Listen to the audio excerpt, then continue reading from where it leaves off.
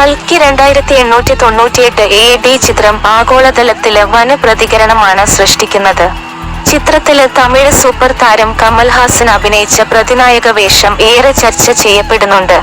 ചെന്നൈയില് തന്റെ വരാനിരിക്കുന്ന ഇന്ത്യൻ 2 ചിത്രത്തിന്റെ പ്രമോഷൻ തിരക്കിലായ കമല് നാഗ് അശ്വിന്റെ സംവിധാനത്തില് വന്ന ചിത്രത്തിലെ തന്റെ റോളിനെക്കുറിച്ച് സംസാരിച്ചു. കൽക്കിയില് കുറച്ച് മിനിറ്റുകള് മാത്രം പ്രത്യക്ഷപ്പെടുന്ന ഒരു ചെറിയ വേഷമാണ് ഞാൻ ചെയ്തത്. സിനിമയിലെ എന്റെ ഭാഗം ശരിക്കും ആരംഭിച്ചതേയുള്ളൂ. 2ാം ഭാഗത്തില് എനിക്ക് കൂടുതല് ചെയ്യാനുണ്ട്. അതിനാല് ഒരു ആരാധകനെന്ന നിലയില് ഞാൻ ഈ സിനിമ കണ്ടു ശരിക്കും അത്ഭുതപ്പെട്ടു. ഇന്ത്യൻ എക്സ്പ്രസിനോട് കമല് പറഞ്ഞു. ഇന്ത്യൻ സിനിമ ആഗോള രംഗത്തേക്ക് നീങ്ങുന്നതിന്റെ പല സൂചനകളും കാണുന്നുണ്ട്. കൽക്കി 2898 AD അതിലൊന്നാണ്. നാഗ് അശ്വിൻ മതപരമായ പക്ഷപാതമില്ലാതെ മിത്തോളജി വിഷയം ശ്രദ്ധയോടെ കൈകാര്യം ചെയ്തു. ലോകമെമ്പാടും ജപ്പാൻ, ചൈന, ഗ്രീക്ക് നാടുകളിലെ പുരാണങ്ങളാണ് ഇന്ത്യൻ പൈതൃകവുമായി അടുപ്പം കാണിക്കുന്നുള്ളൂ.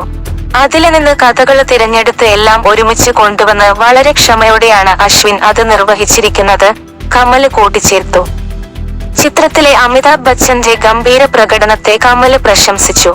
അദ്ദേഹത്തെ മുതിർന്ന നടനെന്നോ പുതിയ നടനെന്നോ വിളിക്കണോ എന്ന് എനിക്കറിയില്ല.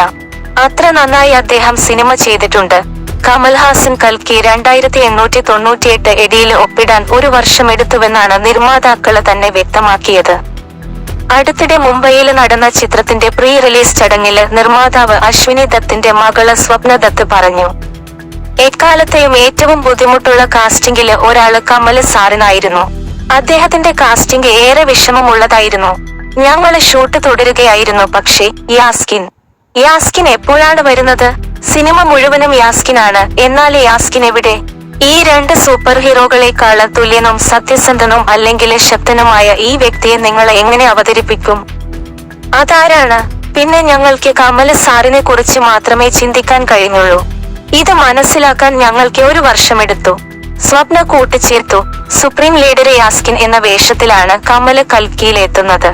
ഏതാനും മിനിറ്റുകളുള്ള ഈ നെഗറ്റീവ് വേഷം ശക്തമായ സ്ക്രീന് പ്രസൻസ് ആണ് ചിത്രത്തിൽ ഉണ്ടാക്കുന്നത്.